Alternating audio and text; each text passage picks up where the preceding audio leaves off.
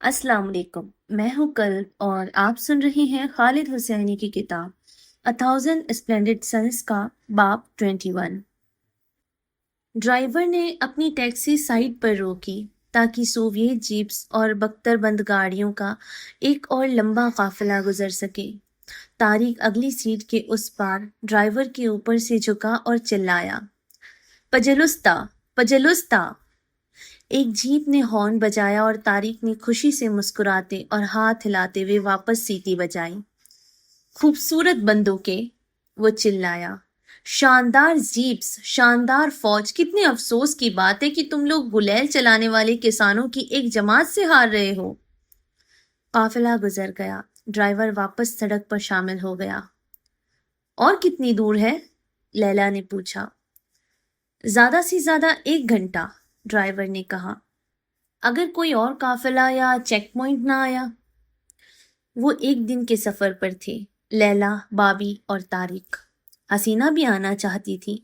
उसने अपने वालिद की मिन्नतें की थी, लेकिन उन्होंने इजाजत नहीं दी। ये सफर बाबी का ख्याल था, अगरचे वो अपनी तनख्वाह में इसका मुश्किल से ही खर्चा उठा सकते थे। उन्होंने एक दिन के लिए ड्राइवर किराए पर लिया था। उन्होंने लैला को उनकी मंजिल के बारे में कुछ भी नहीं बताया, सिवाय इसके कि वो इससे उसकी तालीम में हिस्सा डाल रहे हैं। वो सुबह 5 बजे से रास्ते पर थे। लैला की खिड़की से मंजर बर्फपोश चोटियों से बदलकर सहराओं, वादियों और धूप से झुलसी हुई चट्टानों में तब्दील हो गया। रास्ते में वो घास फूस की चट्टानों वाले मिट्टी के घरों और गंदुम के गड्ढारों से भरे खेतों के पास से गुजरे। धूल भरे खेतों में इधर उधर लगे हुए लैला ने कूची खानाबदोशों के काले तंबू पहचाने और अक्सर जले हुए सोवियत टैंक्स और तबाहशुदा हेलीकॉप्टर्स के ढांचे। ये उसने सोचा अहमद और नूर का अफगानिस्तान था। यहाँ सूबों में आखिरकार जंग लड़ी जा रही थी, काबुल में नहीं। काबुल ज्यादातर अमान में था। वापस काबुल में अगर कभी कभार फायरिंग की आवाजें न आती, अगर सोवियत फौजी फुटपाथ्स पर सिगरेट न पीते और सोवियत जीप्स हमेशा सड़कों पर उछलती न फिरती, तो जंग शायद सिर्फ एक अफवाह ही लगती। दिन का पिछला हिस्सा था जब वो 2 और चेक पॉइंट्स गुजरने के बाद एक वादी में दाखिल हुए। बाबी ने लैला को सीट पर आगे झुकाया और दूर धूप में सूखी हुई लाल रंग की कदीम दिखने वाली दीवारों के एक सिलसिले की तरफ इशारा किया। इसे शहर ज़ौहक कहते हैं, सुर्ख शहर। ये एक किला हुआ करता था। ये तकरीबन 900 साल पहले वादी को हमलावरों से बचाने के लिए बनाया गया था। चंगेज खान के पोते ने 13वीं सदी में इस पर हमला किया था, लेकिन वो मारा गया। फिर चंगेज खान ने खुद इसे तबाह कर दिया। और मेरे जवान दोस्तों, ये हमारे मुल्क की कहानी है, एक के बाद एक हमलावर। ड्राइवर ने खिड़की से सिगरेट की राख झाड़ते हुए कहा। मैकडोनियंस, ससेनियंस, अरब, मंगोल, अब सोवियट्स, लेकिन हम ऊपर उन दीवारों की तरह हैं, टूटे फूटे और देखने में कुछ खूबसूरत नहीं, लेकिन अब भी खड़े हैं। क्या ये सच नहीं है बदर? बेशक ऐसा ही है, बाबी ने कहा। आधे घंटे बाद ड्राइवर ने गाड़ी रोकी। आओ तुम दोनों, बाबी ने कहा, बाहर आओ और देखो। वो टैक्सी से बाहर निकले। बाबी ने इशारा किया। वो वहां है, देखो। तारिक ने हैरानी से सांस ली। लैला ने भी ऐसा ही किया, और उसे तब एहसास हुआ कि वो 100 साल भी जिंदा रहे तो वो दोबारा ऐसी शानदार चीज कभी नहीं देखेगी। दोनों बुद्धा बहुत बड़े थे, उसके तसव्वुर से कहीं ज्यादा ऊंचे, जो उसने उनकी तस्वीरों में देखे थे। धूप से सफेद होने वाली चट्टान में तराशे हुए, वो उन्हें ऐसे नीचे देख रहे थे जैसे तकरीबन 2000 साल पहले लैला ने तसव्वुर किया। सिल्क रोड पर वादी को पार करने वाले काफिलों को देखते थे। उनके दोनों तरफ लटकते हुए ताकों के साथ चट्टान में बेशुमार घार खुदे हुए थे। मुझे बहुत छोटा महसूस हो रहा है, तारिक ने कहा। तुम ऊपर चढ़ना चाहते हो? बाबी ने कहा। मुजस्समों के ऊपर? लैला ने पूछा। क्या हम ऐसा कर सकते हैं? बाबी मुस्कुराए और अपना हाथ आगे बढ़ाया। आओ। چڑھائی مشکل تھی طارق کے لیے، جسے لیلا اور بابی دونوں کو پکڑنا پڑا جب وہ آہستہ آہستہ ایک گھومتی ہوئی ٹانگ اور ہلکی روشنی والی سیڑھیوں پر چڑھے۔ انہوں نے راستے میں سائے والے غار دیکھے اور چٹان میں ہر طرف شہد کی مکھی کے چھتے کی طرح بنی سرنگیں دیکھی۔ دیکھ کر قدم رکھنا، بابی نے کہا۔ ان کی آواز کی زور سے گونج پیدا ہوئی۔ زمین دھوکے باز ہے۔ کچھ حصوں میں سیڑھیاں بدھا کے کھوکھلے حصے کی طرف کھلی تھیں۔ نیچے مت دیکھو بچوں، سیدھا آگے دیکھتے رہو۔ جیسے جیسے وہ چڑھتے گئے، بابی نے انہیں بتایا کہ بامیان کبھی ایک ترقی یافتہ بدھسٹ مرکز ہوا کرتا تھا، جب تک کہ یہ 9ویں صدی میں اسلامی عرب حکومت کے تحت نہیں آیا۔ بلوئی پتھر کی چٹانیں بدھسٹ راہبوں کا گھر تھی، جنہوں نے ان میں غار تراشے تاکہ انہیں رہنے کی جگہوں اور تھکے ہوئے مسافر زائرین کے لیے پناہ گاہ کے طور پر استعمال کر سکے۔ راہبوں نے، بابی نے کہا، اپنے غاروں کی دیواروں اور چھتوں پر خوبصورت تصویریں بنائی تھی۔ ایک وقت پر انہوں نے کہا ان غاروں میں 5000 راہب جوگیوں کی طرح رہتے تھے۔ جب وہ اوپر پہنچے تو طارق کی سانس بری طرح پھولی ہوئی تھی۔ بابی بھی ہانپ رہے تھے، لیکن ان کی آنکھیں جوش سے چمک رہی تھی۔ ہم اس کے سر کے اوپر کھڑے ہیں، انہوں نے رومال سے اپنا ماتھا پونچھتے ہوئے کہا۔ یہاں پر ایک طاق ہے جہاں سے ہم باہر دیکھ سکتے ہیں۔ وہ آہستہ آہستہ خردرے لٹکتے ہوئے حصے کی طرف بڑھے اور ایک ساتھ کھڑے ہو کر، جن میں بابی درمیان میں تھے، انہوں نے وادی کو نیچے دیکھا۔ اسے دیکھو، لیلا نے کہا۔ بابی مسکرائے۔ نیچے بامیان وادی سرسبز زراعتی کھیتوں سے ڈھکی ہوئی تھی۔ بابی نے بتایا کہ یہ سردیوں کی ہری گندم اور لسن ہے، اور آلو بھی۔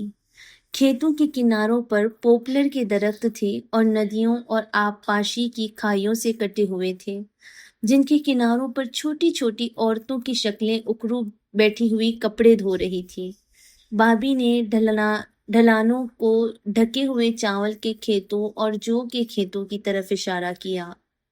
خزاں کا موسم تھا اور لیلا مٹی کی اینٹوں کے گھروں کی چھتوں پر چمکدار کپڑے پہنے لوگوں کو فصل سوکھنے کے لیے بچھاتے ہوئے دیکھ سکتی تھی۔ قصبے سے گزرنے والی مین سڑک کے کناروں پر بھی پوپلر کے درخت تھے۔ اس کے دونوں طرف چھوٹی دکانیں، چائے خانے اور سڑک کنارے بیٹھے حجام تھے۔ گاؤں کے اس پار، دریا اور ندیوں کے اس پار، لیلا نے ننگی اور دھول بھری بھوری پہاڑیاں دیکھی، اور ان کے بھی اس پار، جیسا کہ افغانستان میں ہر چیز کے اس پار ہوتا ہے، برف سے ڈھکا ہندو کش دیکھا۔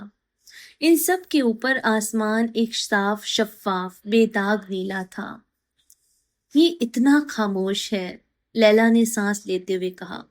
وہ چھوٹی بھیڑیں اور گھوڑے دیکھ سکتی تھی، لیکن ان کے ممیانے اور ہنہنانے کی آوازیں نہیں سن سکتی تھی۔ یہ وہی ہے جو میں ہمیشہ یہاں اوپر آنے کے بارے میں یاد رکھتا ہوں، بابی نے کہا۔ خاموشی، اس کا سکون۔